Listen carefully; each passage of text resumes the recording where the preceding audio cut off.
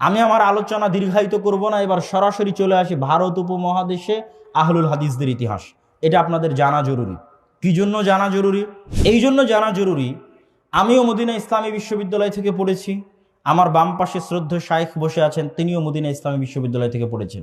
Medina ইসলামী বিশ্ববিদ্যালয়ে পড়াকে আমরা শারাফ মনে করি, সম্মান মর্যাদা মনে করি।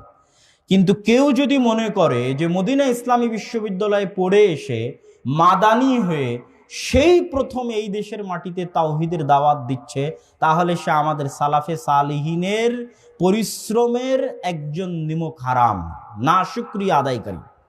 সে যদি মনে করে যে মদিনা ইসলামী বিশ্ববিদ্যালয় থেকে পড়ে এসে মাদানি হয়ে আজকে প্রথম সে তাওহীদের কথা বলছে, তাহলে সে মিথ্যুক। আজ থেকে 200 বছর আগে, 250 বছর আগে শাহ ইসমাইল শহীদ, যিনি 1831 সালের 6 মে বালাকোটের প্রাঙ্গণে শহীদ হয়েছেন, তিনি 200 বছর আগে বই লিখে গেছেন তাকবিয়াতুল ঈমান, তাওহীদের উপর, যার আরবি অনুবাদ হয়েছে রিসালাতুত তাওহীদ নামে। সুতরাং ভারত উপমহাদেশে আহলুল হাদিসদের ইতিহাস জানতে হবে। কেউ যদি মনে করে যে শুধুমাত্র মদিনা ইসলামী বিশ্ববিদ্যালয় থেকে সালাফি আকীদা এসে আজকে প্রচার হচ্ছে আর এই অঞ্চলের আলেম ওলামাদের কোনো অবদান নাই, তাহলে এই বিশ্বাস থেকে ফিরে আসতে হবে এবং জানতে হবে ভারত উপমহাদেশে আহলে হাদিসদের ইতিহাস। আপনাদের এই টাঙ্গাইল বলেন, বল্লা বলেন, কালিহাতি বলেন, এই অঞ্চলগুলো যদি 200-250 বছর থেকে আহলে হাদিস হয়, তাহলে আপনাকে আমি চ্যালেঞ্জ দিয়ে বলে গেলাম, শুধু এই টাঙ্গাইলের অঞ্চল নয়, ঢাকার বংশাল অঞ্চল বলেন, ঢাকার ব্রায়েত বলেন, বগুড়ার গাবতলী বলেন, রাজশাহী অঞ্চল বলেন, চাঁপাইনবাবগঞ্জ অঞ্চল বলেন, ঠাকুরগাঁ দিনাজপুর অঞ্চল বলেন, যেগুলোতে মোটামুটি 200 থেকে 250 বছর থেকে আহলে হাদিসরা বসবাস করছে, সঠিক আকীদা এবং তাওহীদের বিশ্বাস লালন করছে, এই প্রত্যেকটা জায়গায়, শুধু টাঙ্গাইল নয়, শুধু রাজশাহী নয়, শুধু বংশাল ব্রায়েত নয়, গোটা ভারত, পাকিস্তান, বাংলাদেশ, শ্রীলঙ্কা, মালদ্বীপ, নেপাল, ভুটান, আফগানিস্তানের যে কোনো অঞ্চলে আহলে হাদিসরা বসবাস করছে। আপনাকে জানতে হবে, আমি আব্দুল্লাহ বিন আব্দুর রাজ্জাক, আমার চ্যালেঞ্জ থাকলো, আপনাকে জানতে হবে যে ওই অঞ্চলে মিয়া নাজির হুসাইন দেহলভির কোনো না কোনো ছাত্র গেছিল। আমি আজকে আপনাকে এখানে চ্যালেঞ্জ করে গেলাম, শায়েখকে পাশে বসে রেখে বলে গেলাম, ইতিহাস খুঁজেন যে টাঙ্গাইলের বল্লা কালিহাতিতে মিয়া নাজির হুসাইন দেহলভির কোন ছাত্র কোরআন এবং সহিহ হাদিসের দাওয়াত নিয়ে এসেছিল। মিয়া নাজির হুসাইন দেহলভির কোন ছাত্র 100-150 বছর আগে তাওহীদের দাওয়াত নিয়ে এসেছিল। তাহলে আপনি যে দম্ভ এবং গর্ব করছেন, এটা চূর্ণ হয়ে যাবে। জানতে হবে ইতিহাস, যে ভারত উপমহাদেশের আলেম ওলামারা সঠিক আকীদা ছড়াতে কি অবদান রেখেছে।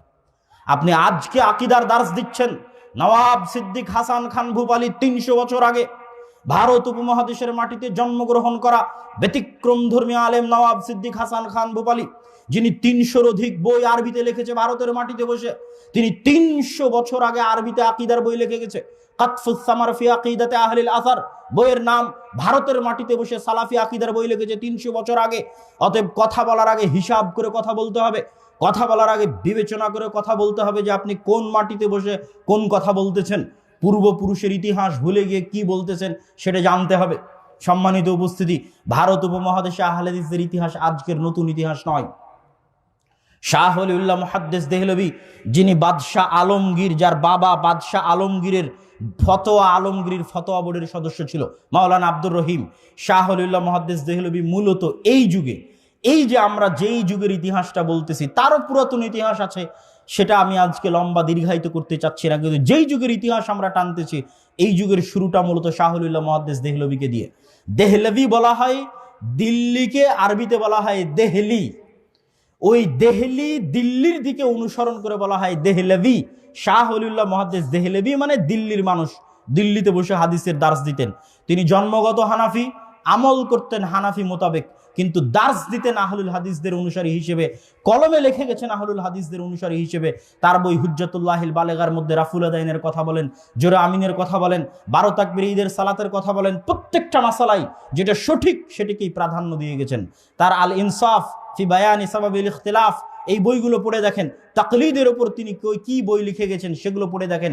সেই কালে তিনি এই ভারত উপমহাদেশে যে জুমুদ ছিল, তাকলিদের যে গোড়ামি ছিল, এটার বুকে তিনি হাদিসের দার্সের মাধ্যমে সবচেয়ে বড় শক্তিশালী পারমাণবিক অ্যাটম বম নিক্ষেপ করেছেন।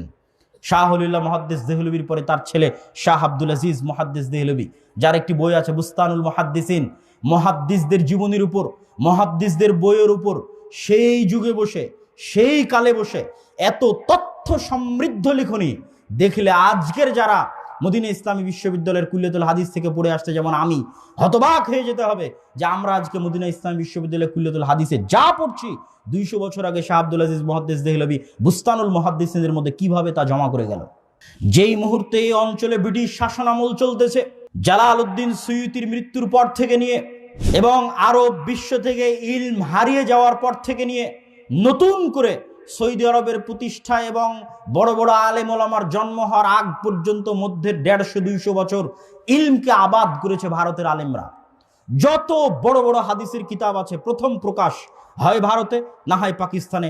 আহলুল হাদিস হোক, হানাফি হোক, আলেম ওলামাদের মাধ্যমে ভারতে অথবা পাকিস্তানে যত হাদিসের বই আছে তার অধিকাংশের প্রথম প্রকাশ। যারা ইতিহাস পড়ে তাদের কাছে এই সম্পর্কে জ্ঞান আছে। যেমন আল জারহ ওয়াত তা'দীল ইবনে আবি হাতেমের লেখা। ইবনে আবি হাতেম হচ্ছে আবু হাতেমের ছেলে, যে তার বাবা আবু হাতেম এবং তার বাবার বন্ধু আবু যুরআর কাছে জিজ্ঞেস করত ওই সমস্ত রাবি সম্পর্কে যেই সমস্ত রাবির উপর আলোচনা করে গেছে ইমাম বুখারী তারা তারিখুল কাবীরের মধ্যে। তারপরে প্রত্যেকটা মন্তব্য রাবির পিছনে লিখে গেছে, বাবার মন্তব্য, আবু যুরআর মন্তব্য। এই বই প্রথম প্রকাশিত হয়েছে ভারতের হায়দ্রাবাদ থেকে আব্দুর রহমান বিন ইয়াহইয়া আল মুআল্লিমির তাহকিকে। আব্দুর রহমান বিন ইয়াহইয়া আল মুআল্লিমকে এই যুগের ইমাম যাহাবি বলা হয়। তিনি ভারতে বসে তাহকিক করে প্রথম প্রকাশ করেছেন হাদিস শাস্ত্রের একজন মৌলিক জারাহ এবং তা'দীলের একটা মূল কিতাব। তো যাক, সেই আলোচনা লম্বা না করে চলে আসি। শাহ ওলিউল্লাহ মুহাদ্দিস দেহলভীর ছেলে হচ্ছে শাহ আব্দুল আজিজ মুহাদ্দিস দেহলভী। শাহ আব্দুল আজিজ মুহাদ্দিস দেহলভীর পরে আসলেন শাহ ইসহাক মুহাদ্দিস দেহলভী। এই তিনজন পর্যন্ত সানাদ এই উপমহাদেশে ভারত, পাকিস্তান, বাংলাদেশ, শ্রীলঙ্কা, আফগানিস্তান, এই তিনজন পর্যন্ত সানাদ এক। সে হানাফি হোক, আহলে হাদিস হোক, বেরেলভী হোক, দেওবন্দি হোক, যারা অত্র অঞ্চলে বুখারী, মুসলিম, আবু দাউদ, নাসাই, তিরমিজি দার্স দিচ্ছে তাদের অধিকাংশই কোনো না কোনোভাবে এই তিনজনের ছাত্র। শাহ ওলিউল্লাহ মুহাদ্দিস দেহলভীর ছেলে শাহ আব্দুল আজিজ মুহাদ্দিস দেহলভী, তারপরে শাহ ইসহাক মুহাদ্দিস দেহলভী। আহলে হাদিস হলেও, হানাফি হলেও, দেওবন্দি হলেও, বেরেলভী হলেও। শাহ ইসহাক মুহাদ্দিস দেহলভীর পরে মূলত দার্স বিভক্ত হয়ে যায়। শাহ ইসহাক মুহাদ্দিস দেহলভীর 2 জন ছাত্র। এই অংশ পর্যন্ত ইতিহাস একটু মনে রাখতে হবে। শাহ ইসহাক মুহাদ্দিস দেহলভীর 2 জন ছাত্র, এক আব্দুল গনি আল মুজাদ্দিদি আর একজন মিয়া নাজির হুসাইন দেহলভী। আব্দুল গনি আল মুজাদ্দিদি নিয়ে চলে গেলেন দেওবন্দি মাযহাবের প্রতিষ্ঠাতা হিসেবে। তার 2 জন ছাত্র, আব্দুল গনি আল মুজাদ্দিদির 2 জন ছাত্র হচ্ছে কাসেম নানুতুবি আর রশিদ আহমদ গাঙ্গুহি, যারা দারুল উলুম দেওবন্দ প্রতিষ্ঠা করেছেন। তারা মূলত দেওবন্দি মাযহাবের প্রতিষ্ঠাতা হিসেবে দারুল উলুম দেওবন্দ প্রতিষ্ঠা করলেন, যেন শাহ ওলিউল্লাহ মুহাদ্দিস দেহলভী যে উদার নৈতিক ফিকহের চালু করেছেন ভারতের মতো তাকলিদি অঞ্চলে, সেই উদার নৈতিক ফিকহের গলায় লাগাম টেনে আবার যেন সেই তাকলিদের বন্ধন মুসলমানদের গলায় পরানো যায়। এই জন্য আব্দুল গনি মুজাদ্দিদি তার 2 জন ছাত্র কাসেম নানুতুবি আর রশিদ আহমদ গাঙ্গুহিকে নিয়ে প্রতিষ্ঠা করলেন দারুল উলুম দেওবন্দ।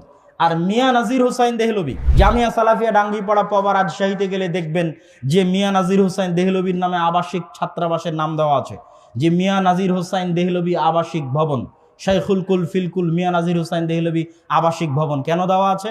আজকের যুগের ছাত্রদেরকে ইতিহাস সম্পর্কে সচেতন করতে, তাদের আকাবির, তাদের সালাফদের ইতিহাস সম্পর্কে সচেতন করতে, যেন তারা নিমক হারাম না হয়, যেন 2 দিন আরব বিশ্বের কোনো দেশ থেকে পড়ে এসে মনে না করে যে মুই কি হনুরে, আমি মনে হয় প্রথম আজকে আকিদার দাওয়াত দিচ্ছি, আমি মনে হয় প্রথম আজকে তাওহীদের দাওয়াত দিচ্ছি, এটা যেন মনে না করে। মিয়া নাজির হুসাইন দেহলভীর ছাত্রের সংখ্যা 1,60,000। ভারত, বাংলাদেশ, পাকিস্তান, আফগানিস্তান, নেপাল, শ্রীলঙ্কা, ভুটান, সৌদি আরব সহ 1,60,000 ছাত্র। এবং আমার চ্যালেঞ্জ থাকলো, আপনার এই বল্লা কালিহাতিতেও কোরআন এবং হাদিসের দাওয়াত পৌঁছেছে মিয়া নাজির হুসাইন দেহলভীর কোনো না কোনো ছাত্রের মাধ্যমে। আমার এই বক্তব্যের পরে ইতিহাস খুঁজে দেখবেন। আজকে আমরা মদিনা বিশ্ববিদ্যালয় থেকে পড়ে আসে আপনাকে সঠিক আকীদার দাওয়াত দিচ্ছি, এটা মিথ্যা কথা। যারা এই মাঠ তৈরি করে দিয়ে গেছে তাদের মাঠের উপর আমরা নতুন করে চাষাবাদ করতেছি। অতএব তাদের এই অবদানকে স্বীকার করতেই হবে। মিয়া নাজির হুসাইন দেহলভীর ছাত্র সংখ্যা 1,60,000। ভারত উপমহাদেশের যে কোনো প্রান্তে আহলুল হাদিস বসবাস করছে, বিশ্বাস করতে হবে ওখানে মিয়া নাজির হুসাইন দেহলভীর ছাত্ররা আগে ছিল। আজ মিয়া নাজির হুসাইন দেহলভীর 4 জন ছাত্রের কথা বলে আমার বক্তব্যের শেষের দিকে চলে যাব। তবে বক্তব্যের মাঝে আরেকবার যদি ভুলে না যাই, যে নওয়াব সিদ্দিক হাসান খান ভূপালীর নাম বললাম, তার একটি বইয়ের অনুবাদ আমরা জামিয়া সালাফিয়া থেকে করেছি, আর রওজাতুন নাদিয়া, যেই বইটি পড়ার পরামর্শ নাসিরউদ্দিন আলবানী রাহিমাহুল্লাহ দিয়েছেন, যেটার নাম আমরা দিয়েছি ফিকহুস সালাফ। অনেকেই বলে যে আহলুল হাদিসদের ফিকহ নাই, আহলুল হাদিসরা ফিকহ মানে না। আহলুল হাদিসরা আসলে কি ফিকহ মানে, ফিকহুস সালাফ কি, ফিকহুল হাদিস কি, ফিকহুস সুন্নাহ কি, এটা আর রওজাতুন নাদিয়ার মধ্যে নওয়াব সিদ্দিক হাসান খান ভূপালী খুব সুন্দর করে স্পষ্ট করে দিয়েছেন, এবং নাসিরউদ্দিন আলবানী রাহিমাহুল্লাহ এই বইটি পড়ার জন্য পরামর্শ দিয়েছেন। আমরা সেই বইটি বাংলায় অনুবাদ করেছি। তাদের বই অনুবাদ করার পিছনে আমাদের কোনো উদ্দেশ্য নয়, দুটো উদ্দেশ্য। এক, ভারত উপমহাদেশের আহলুল হাদিস আলেমদের ইতিহাস সম্পর্কে জনগণকে জানানো, তাদের অবদান সম্পর্কে জনগণকে জানানো, এবং তারা কি ইলমি কারনামা আঞ্জাম দিয়ে গেছে 300 বছর আগে ভারতের মাটিতে বসে আরবিতে এত দামি এত জ্ঞান সম্পন্ন বই লিখেছে, যা আমরা এখন এই যুগে এত উন্নত শিক্ষা লাভ করে করতে পারছি না। নাই, ওই আলেম আর জন্মই হয় না যে আলেম ভারত পাকিস্তান বাংলাদেশের মাটিতে জন্ম হয়েছিল সেই যুগে। তাদের আর 4 জনের কথা বলবো ওই ধরনের আলেমের। মিয়া নাজির হোসাইন দেহলভী রাহিমাহুল্লাহর 4 জন ছাত্র, যাদের কথা বলে আমরা আমাদের বক্তব্য সামনের দিকে এগিয়ে নিয়ে যাব। 1, আব্দুর রহমান আল মুবারকপুরি। 2, শামসুল হক আল আজিমাবাদী। 3, আবদুল্লাহ গাজীপুরি। 4, মাওলানা সানাউল্লাহ অমৃতসরী। আব্দুর রহমান আল মুবারকপুরি রাহিমাহুল্লাহর 2টা অনেক বই আছে, তার 2টা বইয়ের কথা বলি। 1, তুহফাতুল আহওয়াজি। শুধু ভারতের মাটিতে নয়, ভারত পাকিস্তান বাংলাদেশের মাটিতে নয়, সারা মুসলিম বিশ্বে সুনান তিরমিজির সর্বশ্রেষ্ঠ আরবি ব্যাখ্যা গ্রন্থ তুহফাতুল আহওয়াজি, ভারতে জন্মগ্রহণ করা আহলুল হাদিস আলেমের লেখা। ভারত উপমহাদেশের মাটিতে জন্মগ্রহণ করা আহলুল হাদিস আলেমের লেখা ব্যাখ্যা গ্রন্থ, সমগ্র পৃথিবীতে তিরমিজির শ্রেষ্ঠ আরবি ব্যাখ্যা গ্রন্থ। এই অবদানের কথা আমাদের মনে রাখতে হবে। কি পরিমাণ হাদিসের জ্ঞান তাদের কাছে ছিল সেটা কোথায় গেলে বুঝবেন জানেন? শায়েখ বসে আছে, উনি বুঝতে পারবে। আরো যারা হাদিস সম্পর্কে জানেন তারা বুঝতে পারবেন। ইমাম তিরমিজি তার বইয়ের মধ্যে লেখে অফিল বাব, অফি হাজাল বাব, এই অধ্যায়ে আরো এই হাদিস আছে। ধরেন রাফুল আদাইনের অধ্যায়ে ইমাম তিরমিজি বলে দিল, একটা হাদিস উল্লেখ করে উনি বলে দিবেন যে এই অধ্যায়ে তথা রাফুল আদাইন অধ্যায়ে আরো হাদিস আছে আবু হুরায়রা থেকে, আব্দুল্লাহ বিন মাসউদ থেকে, আয়েশা থেকে, আনাস ইবনে মালিক থেকে। খালি সাহাবীদের নাম বলে গেলেন, হাদিস কোথায় কি হাদিস তা উল্লেখ করা নাই। শুধু বলা আছে রাফুল আদাইন অধ্যায়ে, মানে প্রত্যেকটা অধ্যায়ে উনি বলেন, যখন যে অধ্যায় আলোচনা করবেন সে অধ্যায়ে গিয়ে বলেন তোমরা এই অধ্যায়ে আরো হাদিস পাবা আবু হুরায়রা থেকে, আব্দুল্লাহ বিন ওমর থেকে, আব্দুল্লাহ বিন আব্বাস থেকে, আনাস ইবনে মালিক থেকে, আব্দুল্লাহ বিন মাসউদ থেকে। কিন্তু কোথায় কি হাদিস তা তিনি উল্লেখ করেননি। সেই যুগে মাকতাবাতুশ শামেলা ছিল না, যখন তুহফাতুল আহওয়াজির লেখক তুহফাতুল আহওয়াজি লেখে তখন। অথচ ওই যুগে ওই প্রত্যেকটা হাদিস উনি খুঁজে বের করে উল্লেখ করে দিয়েছেন তার ব্যাখ্যা গ্রন্থের মধ্যে, যে এই হাদিসটা এখানে যে ইমাম তিরমিজি বলতেছে আব্দুল্লাহ বিন আব্বাস থেকে বর্ণিত হাদিস আছে, এই হাদিসটা মূলত দারাকুতনির এত নাম্বার অধ্যায়ের অমুক জায়গায় এই হাদিসটা তোমরা খুঁজে পাবা। হাদিসের ইবারত এই। এখানে যে ইমাম তিরমিজি বলতেছে আবু হুরায়রা থেকে হাদিস আছে রাফুল আদাইন বিষয়, এই হাদিসটা তোমরা বাইহাকিতে খুঁজে পাবা অধ্যায় নাম্বার এভাবে। সেই যুগে মাকতাবাতুশ শামেলা ছাড়া, গুগল সার্চ ছাড়া এই দেশের মাটিতে জন্মগ্রহণ করা আলেম এই মাপের বই লিখে গেছে, ভাবলে কল্পনা করতে পারবেন না। তার আরেকটি বইয়ের কথা বলি, আবকারুল মিনান ফি নাকদি আথারিস সুনান। আহলুল হাদিস মাদ্রাসাগুলোতে মিশকাতের আগে একটা হাদিসের বই পড়ানো হয়, তার নাম বুলুগুল মারাম। এটার দেখা দেখি হানাফি মাদ্রাসাতে মিশকাতের আগে একটা হাদিসের বই চালু করার জন্য একজন হানাফি আলেম মাওলানা নিম্বি একটা বই লিখলেন আসারুস সুনান। তিনি কি করলেন, বুলুগুল মারামে যেমন আহলুল হাদিসদের মাযহাবের হাদিসগুলো বেশি জমা করা আছে, উনি আসারুস সুনানে হানাফি মাযহাবের পক্ষে যা হাদিস ছিল জয়ীফ জাল সব জমা করে দিলেন। তো ওনার এই বই বাজারে আসার অল্প কয়দিনের মধ্যে, এক সপ্তাহের মধ্যে, 10 দিনের মধ্যে আব্দুর রহমান আল মুবারকপুরি বই লিখলেন আবকারুল মিনান ফি নাকদি আসারিস সুনান, যে আসারুস সুনান এই বইয়ের মধ্যে কোন হাদিসে কোথায় ভুল আছে, কি ত্রুটি আছে। 1 সপ্তাহ 10 দিনের মধ্যে জবাব চলে আসলো, বই ডাউন, বাজারে বই চললই না। এই রকম ইলম এবং জ্ঞানের ভান্ডার ছিলেন তারা। কথায় কথায় আরেকজনের কথা মনে পড়ে গেল, যেটা এই আলোচনার মধ্যে ছিল না, আব্দুস সালাম মুবারকপুরি।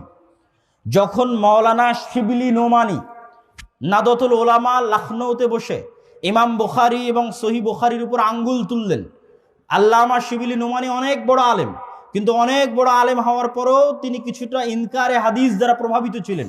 ইনকারে হাদিস দ্বারা প্রভাবিত হওয়ার কারণে নাদতুল ওলামা লখনৌতে বসে সহিহ বুখারী আর ইমাম বুখারীর উপর হাত তুললেন। তখন শামসুল হক আজিমাবাদী আব্দুস সালাম মুবারকপুরীকে দায়িত্ব দিলেন, তুমি ইমাম বুখারী আর সহিহ বুখারীর উপর বই লেখো। তিনি বই লেখা শুরু করলেন, বইয়ের নাম সিরাতুল বুখারী, 2 খণ্ড। আর শিবলি নোমানি লিখেছিলেন সিরাতুন নুমান, মানে আবু হানিফা রাহিমাহুল্লাহর জীবনী। তখন আব্দুস সালাম মুবারকপুরী লিখলেন সিরাতুল বুখারী 2 খণ্ড। আল্লাহে আল্লাহর কসম, ওয়াল্লাহে আল্লাহর কসম, কেউ যদি মিন্নাতুল বারী দেখে মনে করে যে না জানি কত বড় বই লিখেছি, মিন্নাতুল বারীকে আমার কাছে সিরাতুল বুখারীর সামনে শিশু মনে হয়। ইমাম বুখারীর জীবনীর উপরে আর সহিহ বুখারীর উপরে এত সূক্ষ্ম আর এত বিস্তারিত গ্রন্থ পৃথিবীর বুকে আর দ্বিতীয়টা লেখা হয়নি। যেটা ভারতের আলেম লিখেছে, আরবি অনুবাদ হয়েছে কিনা আমার জানা নাই, উর্দুতে লিখেছেন সিরাতুল বুখারী, আমার জানা নাই যে হয়েছে কিনা। শামসুল হক আল আজিমাবাদী তিনি গ্রন্থ লিখলেন 32 খণ্ডে আবু দাউদের ব্যাখ্যা গায়াতুল মাকসুদ। যখন ভারত পাকিস্তান বিভক্ত হয়, শিখ মুসলমানদের দাঙ্গা, হিন্দুদের দাঙ্গা, বই জ্বলে পড়ে ছারখার। কিছু বই বাংলাদেশের ঢাকাতেও এসেছিল, কিছু বই পাকিস্তানের লাহোরেও গেছিল, কিছু নতুন করে ছাপানো হয়েছে, আল্লাহ আলাম। কিন্তু তিনি তার ভাইকে পরামর্শ দিয়েছিলেন এই 32 খণ্ডের বই সংক্ষিপ্ত করতে, যেটা এখন সারা পৃথিবীতে প্রচলিত আছে। ওই বইয়ের নাম আউনুল মাবুদ। আবু দাউদের সারা পৃথিবীতে শ্রেষ্ঠ আরবি ব্যাখ্যা গ্রন্থ লিখেছে বিহারের রাজধানী পাটনার আলেম শামসুল হক আজিমাবাদী, মিয়া নাজির হোসাইন দেহলভির ছাত্র। তার আর একটা বইয়ের নাম বলি, রাফউল ইলতিবাস। ইমাম বুখারী রাহিমাহুল্লাহ সহিহ বুখারীর 25 জায়গায় ক্বালা বাযুন নাস বলে আহলুর রায়দের রদ করেছেন। হানাফি মাযহাবের 25টা ফতোয়ার রদ করেছেন ইমাম বুখারী সহিহ বুখারীর মধ্যে। তো একজন বড় হানাফি আলেম মাওলানা আহমদ আলী সাহারানপুরি, ভারতের একটা জেলা সাহারানপুর, ওই সাহারানপুরে একটা মাদ্রাসা আছে মাজাহিরুল উলুম। কেমনে চিনবেন মাজাহিরুল উলুমকে? ফাজাইলে আমলের লেখক মাওলানা জাকারিয়া কান্ধেলভি, যেই ফাজাইলে আমল গোটা বাংলাদেশে চলতেছে, তার লেখক মাওলানা জাকারিয়া কান্ধেলভি ওই মাজাহিরুল উলুম সাহারানপুরের শাইখুল হাদিস ছিলেন। সেই মাজাহিরুল উলুম সাহারানপুরের আরো আগের শাইখুল হাদিস তিনি মাওলানা আহমদ সাহারানপুরি, তিনি বই লিখলেন ইমাম বুখারীর উত্তরে। কি নামে বই লিখলেন? দাফউল ওয়াসওয়াস। ভারত উপমহাদেশে ছাপা বড় বুখারী, যত বড় বুখারী আছে প্রত্যেক বড় বুখারীর শুরুতে তার লেখা ওই বইটা যুক্ত করে দেওয়া হলো দাফউল ওয়াসওয়াস, যেখানে তিনি ইমাম বুখারীর উত্তর দিয়েছেন। যেই 25 জায়গায় ইমাম বুখারী হানাফি মাযহাবকে রদ করেছে, ওই 25 জায়গার উত্তর দিয়েছেন দাফউল ওয়াসওয়াস নামে। তখন শামসুল হক আল আজিমাবাদী নতুন বই লিখলেন রাফউল ইলতিবাস নামে, যেখানে ওই দাফউল ওয়াসওয়াসে যা যা ইমাম বুখারীর উপর উত্তর দেওয়ার চেষ্টা করা হয়েছে তার পাল্টা উত্তর দেওয়া হয়েছে। এরকম অসংখ্য ইলমি কারনামা শামসুল হক আল আজিমাবাদী রাহিমাহুল্লাহর আছে, আব্দুর রহমান আল মুবারকপুরি রাহিমাহুল্লাহর আছে। আর একটা ইলমি কারনামা যার নাম হয়তো আলোচনার মধ্যে আসবে না, কিন্তু বলে যাই, আর রাহিকুল মাখতুম। এই বইয়ের নাম কে না শুনেছে? সারা পৃথিবীতে রাসূল সাল্লাল্লাহু আলাইহি ওয়াসাল্লামের জীবনীর উপর শ্রেষ্ঠতম আরবি গ্রন্থ হচ্ছে রাহিকুল মাখতুম। কে লিখেছে? ভারতের আহলে হাদিস আলেমরা লিখেছে, যারা মদিনা ইসলামী বিশ্ববিদ্যালয়ে কোনোদিন পড়তেই যায়নি। শামসুল হক আল আজিমাবাদী আর আব্দুর রহমান মুবারকপুরি যখন বই লিখেছে তখন মদিনা ইসলামী বিশ্ববিদ্যালয় তৈরি হয়নি। সে আর রাহিকুল মাখতুম যিনি লিখেছেন তিনি জামিয়া সালাফিয়া বানারসের শিক্ষক তখন। অথচ এটা সারা পৃথিবীতে শ্রেষ্ঠ রাসূল সাল্লাল্লাহু আলাইহি ওয়াসাল্লামের জীবনী গ্রন্থ লিখেছে ভারতের আহলুল হাদিস আলেম। আরো একটি বইয়ের নাম যদি আপনাদেরকে না বলি তাহলে সেটি আমানতের খেয়ানত হবে। সেই বইটি হচ্ছে আল মিজান। এই বইটা মূলত লেখা হয়েছে ভারতের একজন বিখ্যাত হানাফি আলেম মাওলানা আশরাফ আলী থানভী।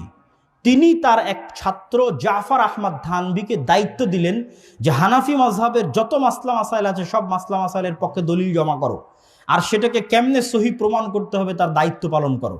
তখন জাফর আহমদ থানভী একটা বই লিখলেন ইলাউস সুনান নামে। এখন পর্যন্ত হানাফি মাযহাবের পক্ষে দলিল জমা করতে গিয়ে লেখা শ্রেষ্ঠতম গ্রন্থ হচ্ছে ইলাউস সুনান। এই ইলাউস সুনান বইয়ের জবাবে আল মিজান ফি নাকদি ইলাউস সুনান লিখেছে পাকিস্তানের বিখ্যাত আহলুল হাদিস আলেম মাওলানা ইরশাদুল হক আল আসারি হাফিজাহুল্লাহ। এখনো জীবিত আছে। পাকিস্তানি জন্ম, পাকিস্তানি জ্ঞান অর্জন, পাকিস্তানি শিক্ষা, দেশের বাইরে জানিনি। পাকিস্তানি পড়াশোনা করে এত বড় হাদিসের তিনি রিজাল শাস্ত্রবিদ মাওলানা জুবাইর আলী হাফেজ জুবাইর আলী জাই, যিনি ভ্রান্ত আকীদার যত মতবাদ আছে, যত দলিল আছে সবগুলোর খণ্ডন করেছেন, কোনোদিন দেশের বাইরে পড়াশোনায় করেননি। হাফেজ জুবাইর আলী জাই পাকিস্তানের একজন বিখ্যাত মুহাদ্দিস। আর দুইজনের কথা বলে আমার বক্তব্যের শেষের দিকে চলে যাব। মাওলানা সানাউল্লাহ অমৃতসুরি। মাওলানা সানাউল্লাহ অমৃতসুরিকে রাসূল সাল্লাল্লাহু আলাইহি ওয়াসাল্লামের খাতমুন নবুওয়াতের জীবন্ত মুআজিজা বলা হয়। সানাউল্লাহ অমৃতসুরিকে খাতমে নবুওয়াতের জীবন্ত মুআজিজা। কেন? গোলাম আহমদ কাদিয়ানি, যে নিজেকে আল্লাহর নবীর পরেও নিজেকে নবী হিসেবে দাবি করত, সেই গোলাম আহমদ কাদিয়ানির বিরুদ্ধে মোবাহালা করে সানাউল্লাহ অমৃতসুরি ওই মোবাহালার অল্প কিছুদিন পরে গোলাম আহমদ কাদিয়ানি মারা যায়। আর সানাউল্লাহ অমৃতসুরি 40 বছর পৃথিবীতে জীবিত ছিলেন গোলাম আহমদ কাদিয়ানির মৃত্যুর পরে। ওই মোবাহালায় কি ওয়াদা হয়েছিল যে হকের ওপর থাকবে তার পরে মৃত্যু হবে, আর যে বাতিলের ওপর থাকবে তার আগে মৃত্যু হবে। তো গোলাম আহমদ কাদিয়ানির আগে মৃত্যু হয় এবং তার মৃত্যুর 40 বছর পর পর্যন্ত সানাউল্লাহ অমৃতসরী জীবিত ছিলেন। তাকে বলা হতো যে তিনি 40 বছর আল্লাহর নবীর খাতমে নবুয়তের মুজিজা হিসেবে পৃথিবীতে তিনি বিচরণ করতেন। আর তার এই পরিমাণ জ্ঞান ছিল যে একই টেবিলে বসে ইহুদি হোক, খ্রিস্টান হোক, হিন্দু হোক, শিখ হোক, জৈন হোক, হানাফি হোক, দেওবন্দি হোক, বেরলভী হোক, শিয়া হোক, কাদিয়ানি হোক, একই টেবিলে বসে প্রত্যেকটা ফেরকার জবাব দিয়ে যুক্তি দিয়ে পরাজিত করে দিবে, এরকম জ্ঞান ও ভান্ডার আল্লাহ সুবহানাহু ওয়া তাআলা তাকে দান করেছিলেন। ভারত উপমহাদেশে আহলুল হাদিসদের এই ইতিহাসটা গেল ইলমি ইতিহাস।